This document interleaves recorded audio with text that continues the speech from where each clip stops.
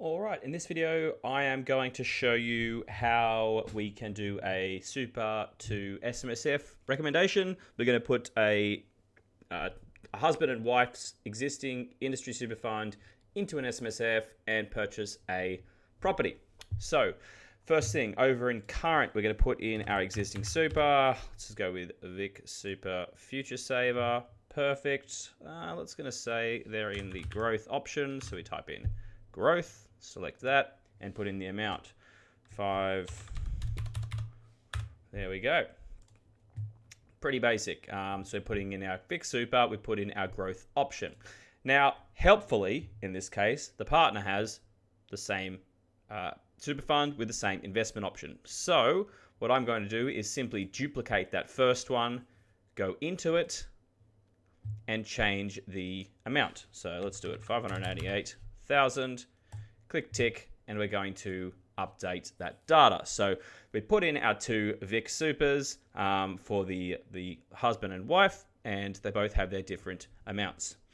All right, now the recommended product in this case is a SMSF. So we are going to add in a custom product. Actually, we're not. We're going to type in self, and we're going to select self-managed super fund from the drop down, and we've created that as a platform. We're going to go in there and add our assets. Now, in this case, I don't have details of the underlying assets. My strong recommendation would be to actually add those underlying assets. So you would simply go through and add in whatever assets they may be using searching by APIR or ASX code and putting the amount in. Because I don't know what assets are in this case, I'm just going to select anything, and we're going to put, say, 500K in this arbitrary asset that I've chosen. You would, of course, put in the correct portfolios. All right, so that's our managed funds. Now, the other part of this asset is going to be an investment property worth 600,000. So if we want to add an investment property, very simply type investment. Sorry, I can't type. Investment property. Oh, it's actually already an option. Select that from the drop down and then put in 600,000. Hit add. So we've added in our pretend managed funds, and we've added in our investment property, and you can see it's 100% property. There's no fees, so on and so forth. So that's how we actually build up our self-managed super fund with our assets. Now, the other thing we want to have a look at is the fees in that self-managed super fund. So there are a few different components here. First thing we're going to do is go over to detail over the top here, and we're going to tackle our advice fees straight off the bat. So you'll see advisor fee floating, advisor fee flat. These are ongoing fees. So our ongoing advice fee is $7,500 per annum. And is there a floating fee? Nope. Okay, so we've got our advice fee of 7,500 ongoing. Good. In terms of upfront fees for SMSFs, it's not really something we tackle. It can't really be compared with other things, so I recommend handling them probably elsewhere in your advice documents.